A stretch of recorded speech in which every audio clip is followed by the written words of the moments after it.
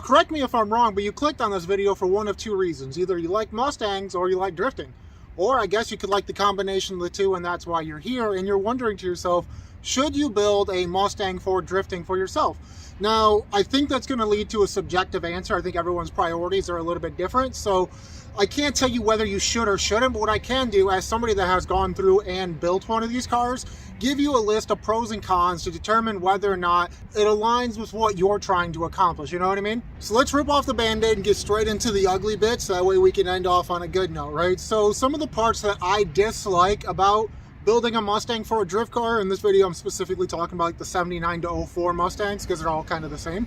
The biggest dislike I have of this car is the stock turning radius. I believe stock versus stock, a BMW 3 Series with a welded diff or a Nissan 350Z on track is going to be a lot more enjoyable than a bone stock Mustang. I don't care if you have a GT, a base model, whatever it is. The stock angle is so bad that like as soon as you get the car, you better order yourself an angle kit because you're just not going to have fun with this car out on track with a stock angle.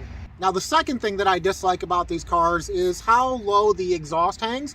Basically, the exhaust hangs lower than the floor pan. So if you get into drifting and you like just absolutely slammed cars, I get it for like style points. I'm all about it. You cannot slam one of these Mustangs. I mean, mine is about as low as you can get it. And even then, I scrape on everything. And I actually want to raise my suspension because I'm tired of scraping. When it comes to dislikes, that's really about all I got for you is just the stock angle and the low hanging exhaust. If you can overcome those two obstacles, then you're nice and dandy. Now for some of the things that I do enjoy about having a Mustang for a drift car. And that is, one is the availability of these cars. I mean, Ford made so many Mustangs that like, I don't think there's ever going to be a shortage of them, at least not for a very long time, versus like the 240SXs and like the E36s are becoming hard to find.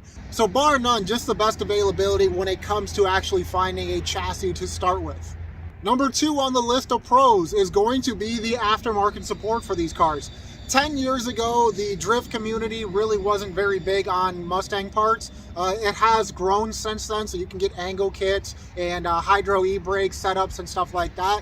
But outside of the drift community, because guys have been drag racing these cars forever, and again, because the availability of the chassis is through the roof, there is no shortage of aftermarket parts for these cars. Wheels, brakes, bodywork, LS swap parts. I mean, to put it in perspective, I had an S13 that was LS swapped a long time ago, and the headers on that car were $600 because they weren't very common. Versus like guys that are LS swapping Mustangs, it's probably 10 times as many LS swap Mustang guys. So like headers for this car were 140 bucks.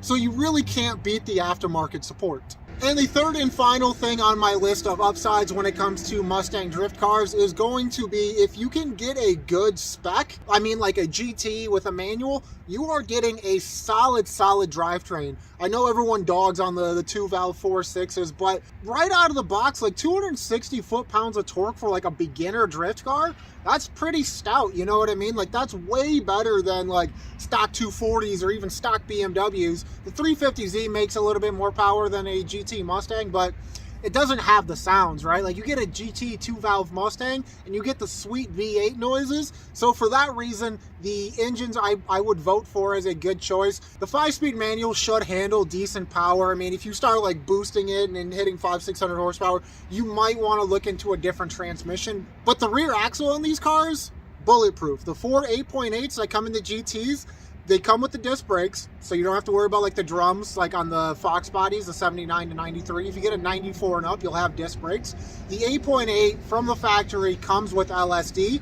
Now, being an older car, there is a chance that the clutch packs on the rear diff are worn out and due to be replaced.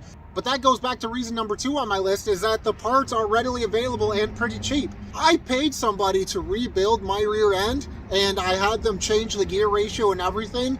And I believe I was about 350 bucks all in. So that's like full clutch rebuild. That's re-gearing from the 327, I think is a stock ratio, to 373s. So dealing with that rear end is a pleasure, and you'll probably enjoy that if you do get into one of these cars. Hopefully this helps you make a more educated decision on whether or not you want to get into one of these cars. So answer down in the comment section below. Do you think you should build a Mustang for drifting?